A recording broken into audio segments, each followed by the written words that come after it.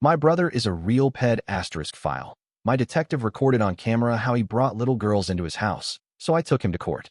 Hey everyone, before I jump into this, I just want to say that if you enjoy these stories, please consider liking, subscribing, and turning on notifications. It really helps a lot, and honestly, not many people watch until the end. Alright, let's get into it. Hi Reddit. Let me tell you about the never-ending rivalry between me and my older brother, Evan. Growing up, I was always stuck in his shadow. He was the golden child, the one who could do no wrong, the one our parents bragged about, the one who seemed to effortlessly succeed at everything he touched. Whether it was sports, academics, or just winning people over with his charm, Evan was always on top. And me? I was just Nick, the younger brother who could never quite catch up. It wasn't for lack of trying. I worked my ass off. I pushed myself in school, in sports, in anything that might get me some recognition. But no matter how much effort I put in, Evan was always a step ahead. If I got a B+ in math, Evan had aced the class the year before. If I made the soccer team, Evan was already team captain. If I built a cool science fair project, Evan had already won first place the year before with something even more impressive. Our parents never outright said they favored him, but their words made it obvious. Oh, Nick, you did great. But Evan set such a high bar. Or, you'll get there one day. Just keep working hard like your brother. It wasn't encouragement. It was a constant reminder that I would always be second best. That competition turned into resentment. And as we grew up, it only got worse. Evan knew he was better. He didn't have to brag about it. It was just a fact. And I hated that. By high school, I was desperate to have something that was mine. I spent an entire year training to make the varsity basketball team. I practiced every day, stayed late after school, worked on my shots, pushed myself harder than I ever had before. When tryouts came, I gave it everything I had, and I made the team. It was the first time in my life I had earned something without Evan getting there first. But then, a week later, Evan casually mentioned over dinner that he had been asked to join the team. The coach needed a strong leader, and even though Evan had never played basketball seriously, he was such a great athlete that they just gave him a spot. He didn't even have to try out. I was livid. For once, I had something that was mine, and he swooped in without even trying. I confronted him, told him to stay in his lane, told him that for once, I wanted to be good at something without him taking it from me. He just laughed and said, "Come on, Nick, you know I don't even care about basketball. It's just something to do." And that's when it hit me. He wasn't even trying. He wasn't competing with me. He just existed, and his existence was enough to outshine everything I did. That anger stuck with me into adulthood. We went to different colleges, and I thought maybe I could finally be my own person. But every family gathering, every holiday, every phone call with our parents still revolved around Evan. Evan just got promoted. Evan bought a house. Evan started investing and is already making money. Meanwhile, I was just living my life. And nothing I did ever seemed good enough. One Thanksgiving, I snapped. Our parents were gushing about Evan again, and I just blurted out, "Can we talk about something other than Evan for once?" Silence. My mom looked at me like I had just ruined the holiday. Later that night, Evan pulled me aside and asked what my problem was. And for the first time in my life, I told him everything. How I had spent years feeling like I was in his shadow. How I hated always being compared to him. How I just wanted to be seen as my own person, not just Evan's little brother. And for the first time, he actually listened.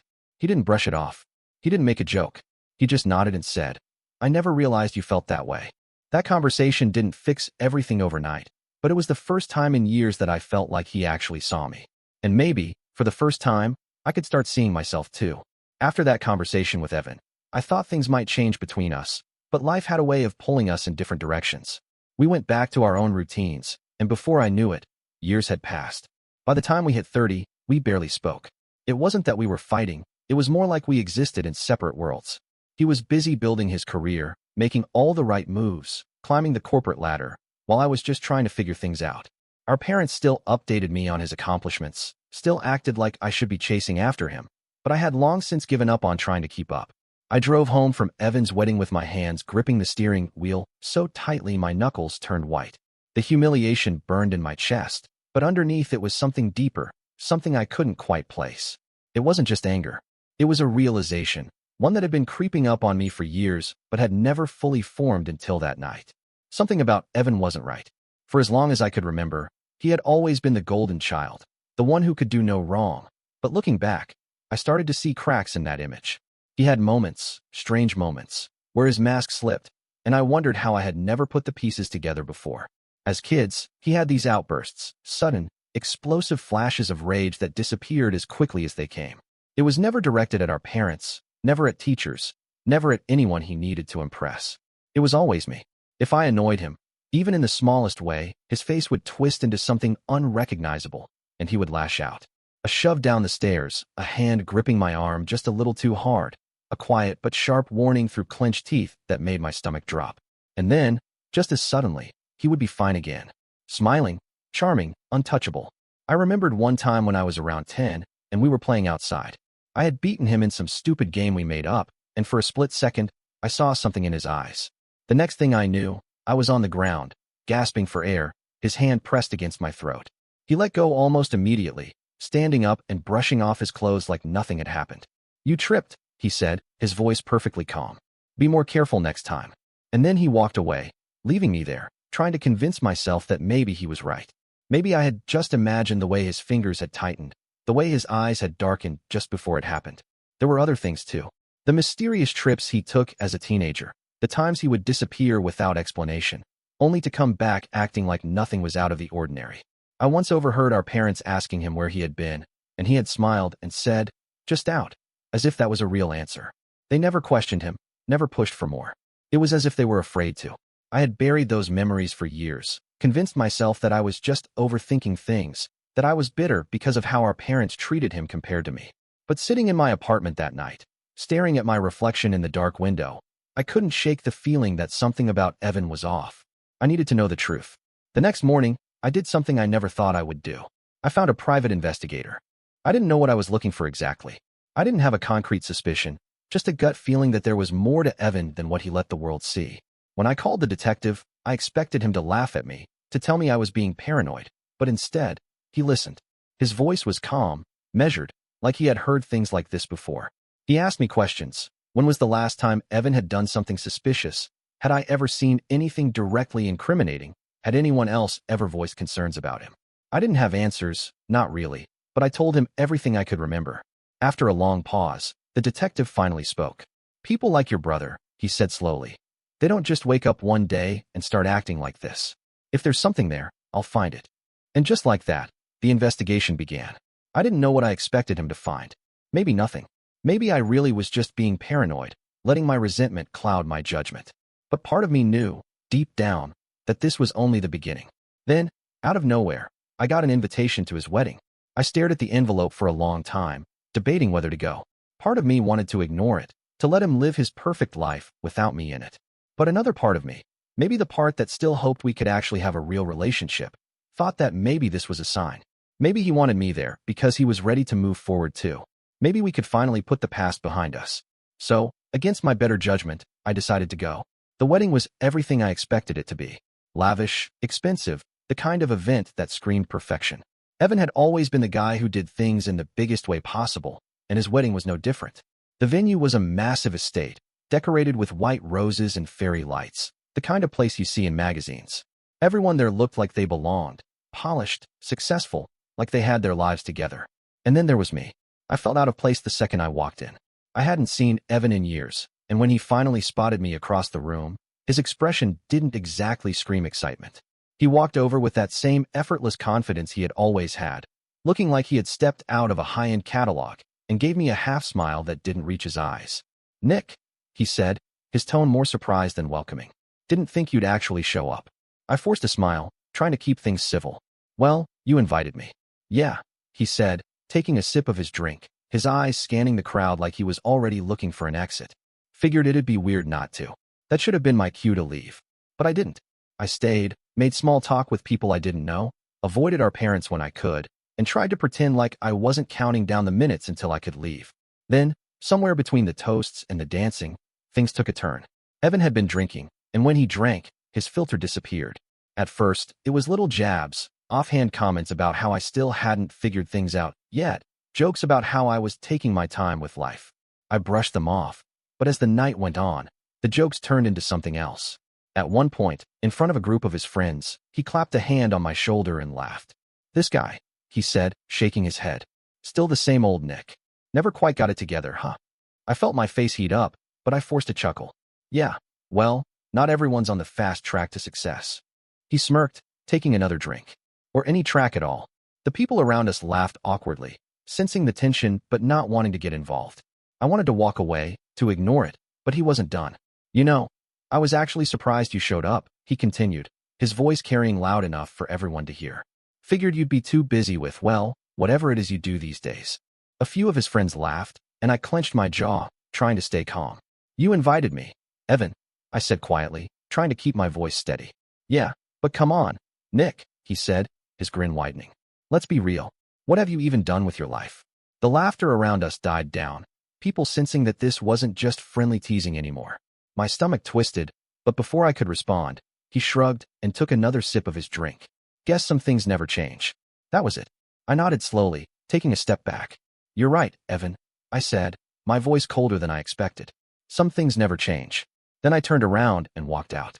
I didn't wait for him to say anything else. I didn't look back to see if anyone was watching. I just left.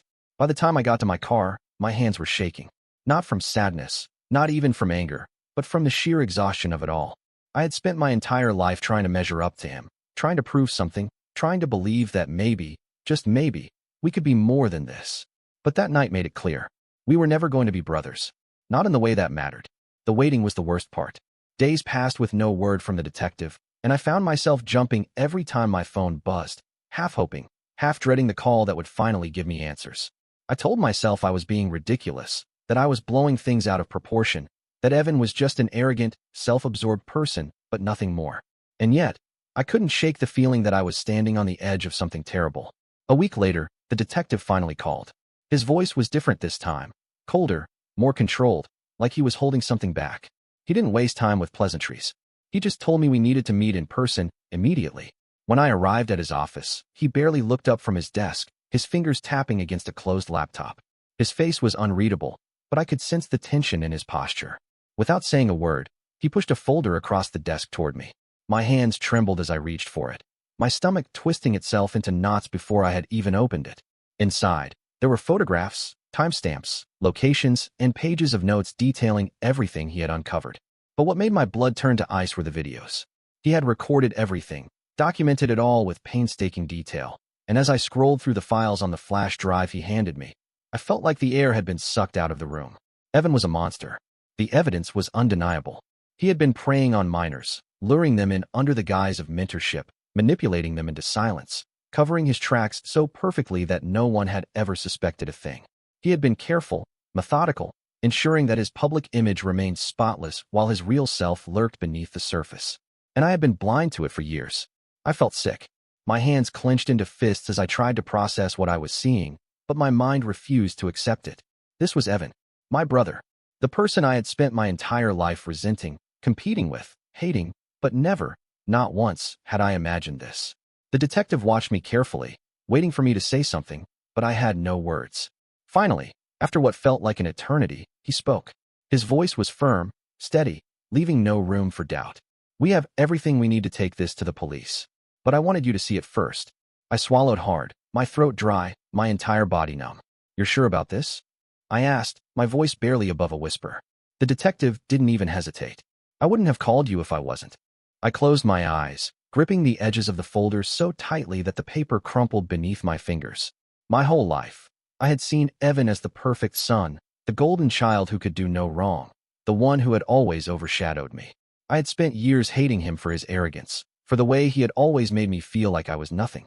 But this was something else entirely. I had come looking for answers, but I never expected this.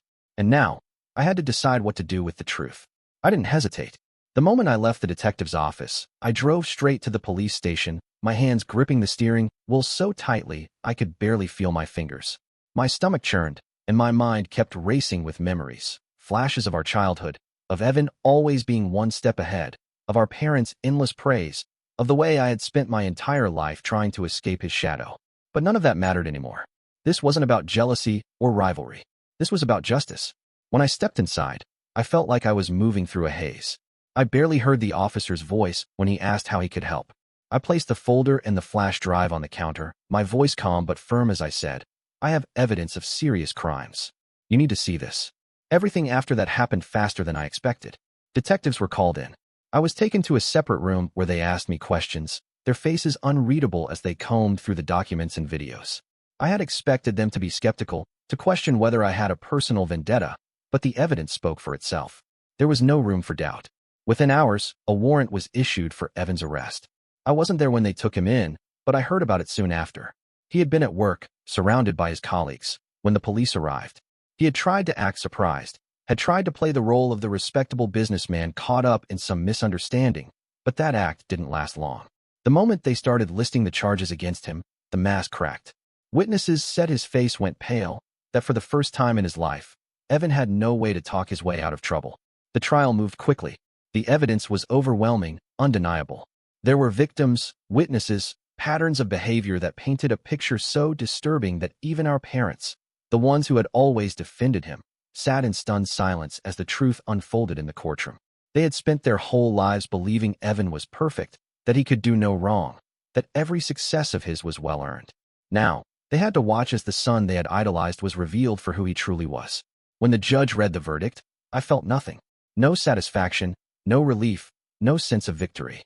Evan was found guilty on all counts. The sentence was severe, 20 years in prison, with no chance of early parole, and a court order to pay restitution to the families of his victims. I watched as he was led away in handcuffs, his face unreadable, his posture still carrying that same arrogance he had always had. But I saw it. Beneath the forced composure, beneath the way he lifted his chin as if he still had control, I saw the fear in his eyes. For the first time in his life, Evan had lost. And this time, there was no coming back from it. For the first time in my life, I felt free. The weight that had been pressing down on me since childhood, the constant comparisons, the feeling of always being second best, it was gone. Evan was behind bars where he belonged, his perfect image shattered, his name now synonymous with disgrace. I didn't feel victorious, but I felt at peace. The nightmare was over, and I could finally move on. In the months after his conviction, I started to rebuild my life. I focused on work, reconnected with old friends, and even started talking to my parents again, though things between us were strained. They were still in shock, still unable to fully process the truth about their eldest son. My mother refused to believe he had done everything they accused him of, clinging to the idea that there had been some kind of mistake, that he wasn't as bad as they made him out to be. My father, on the other hand, barely spoke about him at all. It was like Evan had been erased from his life, as if acknowledging what had happened would break something inside him that couldn't be fixed. But I didn't care anymore. Evan was gone, and I was finally free to live without his shadow looming over me. Or so I thought. It started with a phone call, a number I didn't recognize, ringing late at night. I almost ignored it, but something in my gut told me to pick up. The moment I heard the voice on the other end, my stomach dropped. It was the detective. His tone was sharp, urgent, nothing like the calm, methodical man I had met months ago. "He's out," he said, cutting straight to the point. "Evan is out." The words didn't register at first. I felt like I had misheard him, like my brain refused to process what he was saying. "That's not possible," I finally said, my voice barely above a whisper. "He got 20 years. No parole. There was a deal," the detective said bitterly. "Pulled some strings, used his money, got some powerful people involved. They reduced his sentence to time served and a fine. He walked out today." I felt like the floor had been ripped out from under me. My hands shook as I gripped the phone, my heart pounding so loudly I could barely hear what the detective was saying. "How?" I asked, my voice hoarse. "Connections," he said simply. "People like your brother don't stay locked up for long if they have enough money to make problems disappear. It's disgusting, but it happens." I sat there in silence, my mind spinning, trying to understand how this could be real. Evan had been found guilty. The evidence had been overwhelming. There had been no doubt. And yet, just like that, he was free. "He knows it was you," the detective added after a long pause. "He knows you're the one who turned him in." A chill ran down my spine. I didn't need to ask what that meant. I already knew. The nightmare wasn't over. It was just beginning. At first, I tried to convince myself that nothing would happen. Evan had always been arrogant, always believed himself untouchable, but even he had to know that getting caught again would destroy whatever scraps of influence he had left. Maybe he would just disappear, start over somewhere else, pretend that none of this had ever happened. I wanted to believe that. I needed to believe that. But deep down, I knew better. It started subtly. A car parked across from my apartment for hours at a time, its driver never leaving, never making a call, just sitting there with the engine idling. At first, I told myself it was nothing, just a coincidence, someone waiting for a friend or killing time. Then I started seeing the same car near my workplace, just far enough away that I might not have noticed if I hadn't already been on edge. I told myself I was being paranoid until I noticed a man I didn't recognize standing outside the coffee shop I went to every morning. He wasn't doing anything suspicious, just scrolling through his phone, sipping his drink, but I saw him again the next day, and the day after that. One night, as I was leaving the grocery store, I caught a glimpse of him in the reflection of a car window. He was behind me, just far enough to not seem obvious, but I knew. He wasn't there by accident. He was following me. That was when the panic set in. I started double-checking my locks, changing my routine, taking different routes home, but no matter what I did, I still felt that presence, that unseen pressure lurking just beyond my line of sight. I wasn't imagining it. Someone was watching me. I went back to the detective, the same one who had helped me take Evan down in the first place. The moment I told him what was happening, he didn't hesitate. He hired someone, he said, his voice firm. It's exactly what I would have done if I were in his position. He wants to know where you live, what your schedule is, who you talk to. He's gathering information. The realization hit me like a punch to the gut. Evan wasn't just waiting for an opportunity. He was planning something. That was the moment I understood that if I didn't act first, I would regret it. I wasn't going to sit back and let Evan control my life again. Whatever he was planning, whatever revenge he thought he was entitled to, I wasn't going to let him take the first step. This time, I would strike first. I knew I couldn't just sit around waiting for Evan to make his move. If he had hired someone to follow me, then it was only a matter of time before he escalated. I had no idea what his endgame was, but I wasn't about to let him get the upper hand. I needed to be sure, to confirm that the man tailing me was working for him, and the only way to do that was to set a trap. The next morning, I left my apartment like usual, but instead of heading to work, I drove in circles, taking unnecessary turns, doubling back through side streets, and stopping in random parking lots to see if anyone was still behind me. It didn't take long to confirm my suspicions. The same black sedan I had noticed before appeared at every turn, never close enough to be obvious, but never far enough to lose me either. I kept my hands steady on the wheel, my pulse quickening as I made one final, deliberate move. Instead of driving home, I pulled into a police station parking lot and parked directly in front of the entrance. I didn't even have to look in my mirrors to know the car had stopped a few blocks away. I didn't care. I stepped inside, walked up to the front desk, and told them I needed to report someone following me. They took me into a private room where I explained everything. The surveillance, the feeling of being watched, and my suspicion that this man was working for my brother. I wasn't sure how seriously they would take me until I gave them Evan's name. The officer across from me immediately straightened, his expression shifting from skeptical to alert. "Evan Mason?" he asked, and I nodded. "We're aware of him," he said, exchanging a glance with his partner. "You're saying he's having you followed?" "Yes," I said firmly. "I don't know what he's planning, but I know he's not done." They asked me for details about the man I had seen and the car he had been driving. I told them everything I could remember, and they left the room for a few minutes. When they returned, their expressions were unreadable. "The man you described," one of the officers said, "is a private investigator. He has a license, but we've had reports about him working for some questionable clients. And we just confirmed that he was recently hired by your brother." The confirmation sent a chill through me, but I forced myself to stay calm. "What do I do?" I asked, gripping the arms of the chair. The officer leaned forward, his voice lower now. "You let us handle it. If your brother is planning something, we'll catch him before he gets the chance." I exhaled slowly, nodding. I had done what I needed to do. I had set the trap, and Evan had walked right into it. This time, he wasn't going to see it coming. I knew it was only a matter of time before Evan came to me directly. He wasn't the type to stay in the shadows for long, and if he had gone through the trouble of hiring someone to follow me, it meant he was building up to something. I just didn't know what. But I wasn't going to wait around to find out. This time, I would be ready. I set up the meeting myself. I sent him a message, short, direct, impossible to misinterpret. "You want to talk? Let's do it. Same place we used to go as kids. No one else. Just us." I chose an old park on the outskirts of town, a place where we used to play when we were little, before things between us had turned into a constant battle. There was a cracked bench near the basketball court, the same one where I had once sat watching Evan win game after game against the neighborhood kids. Always the star, always the one people gravitated toward. It felt fitting to bring him here now, back to where it all started. I got there first and sat with my phone hidden in my jacket pocket, the recording already running. I knew what he was capable of, and I wasn't about to let this meeting turn into another one of his power plays. I needed evidence, something solid, something undeniable. When Evan finally arrived, he looked exactly as I expected, calm, confident, not a trace of the disgrace or fear he should have felt after everything that had happened. He walked up with that same casual arrogance, like he was in control of everything, like nothing had changed. "Nick," he said, his tone almost amused. "I was wondering when you'd stop hiding." I didn't rise to the bait. I just looked at him, keeping my voice steady. "You had me followed."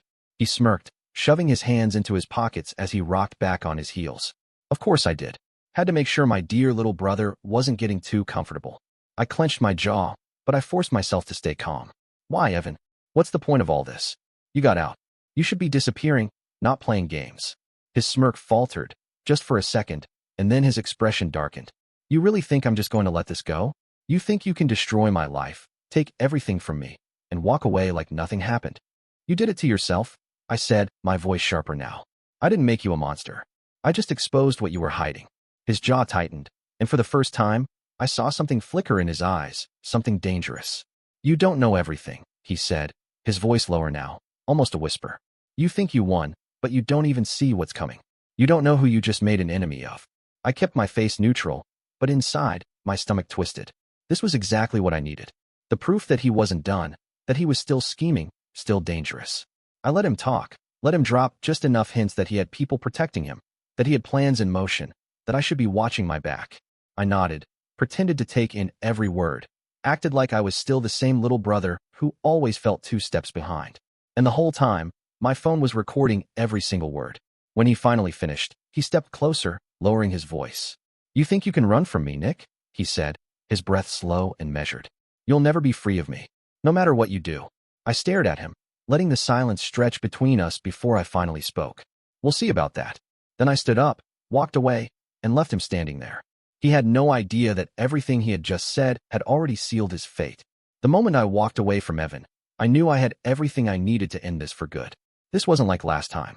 I wasn't relying on the system to do the right thing quietly, behind closed doors, where money and influence could twist the outcome. This time, I was bringing everything into the light. I didn't waste a second. As soon as I got home, I backed up the recording to multiple places, making sure that no matter what happened, the evidence would never disappear. Then I called the detective. His voice was sharp and alert the moment I told him what I had. He didn't even wait for me to explain the details before telling me to meet him in person. When I arrived at his office, I played the recording. He listened in silence, his expression growing darker with every word Evan had spoken. By the time it ended, he let out a slow breath and nodded. This is enough, he said, but we need to move fast. He made 2 calls right in front of me, one to the prosecutors handling Evan's previous case and another to a journalist he trusted. The first call set things in motion legally. The second was to make sure this never got buried.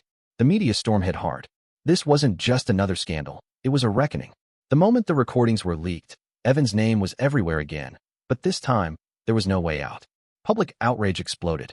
People demanded to know how someone like him had been allowed to walk free in the first place. Investigative journalists dug deeper, and what they uncovered was worse than I had imagined. During the time Evan had been out, he had only gotten bolder. He had assumed he was untouchable, that the same tricks that had saved him before would save him again. But this time, he had left a trail, transactions, meetings, communications with the kind of people even his wealth and influence couldn't protect him from. This wasn't just about the crimes he had committed before. This was about what he had done since.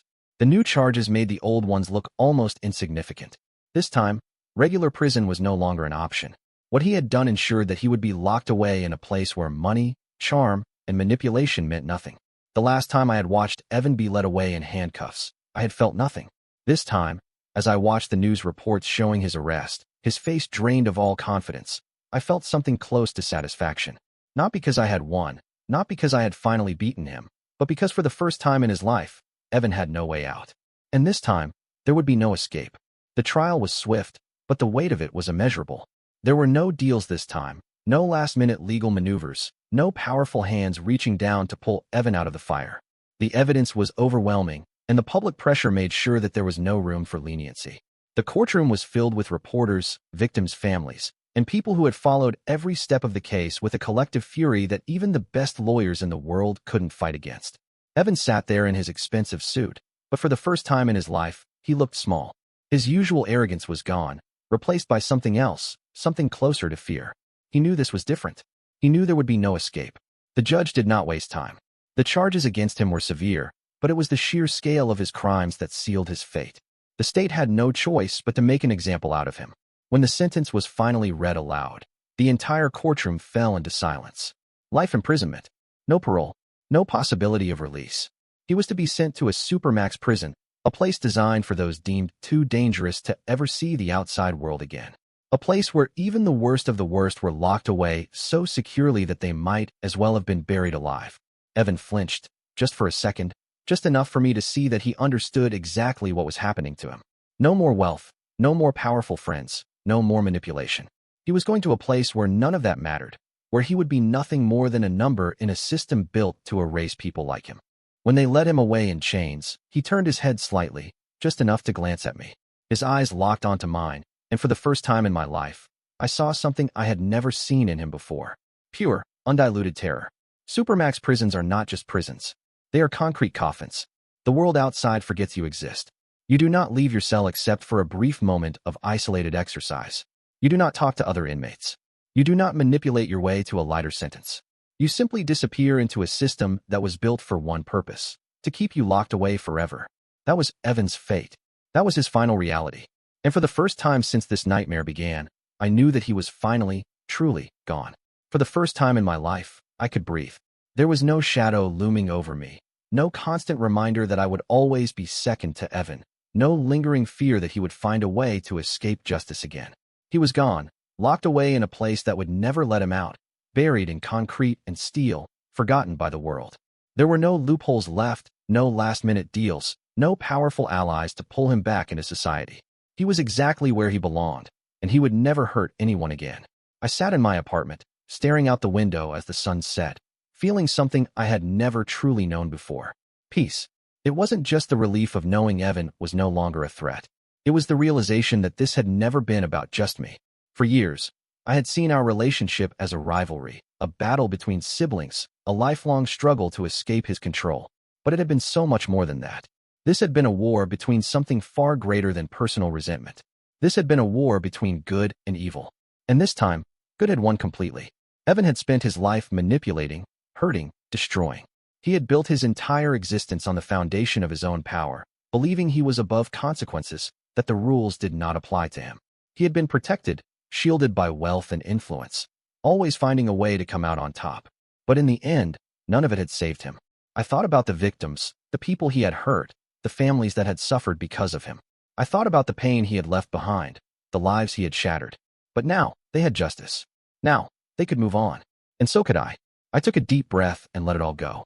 The years of resentment, the weight of constantly trying to prove myself, the fear that he would always be there, waiting to pull me back into his game. He had lost, and I had finally won. And that's it. It's over.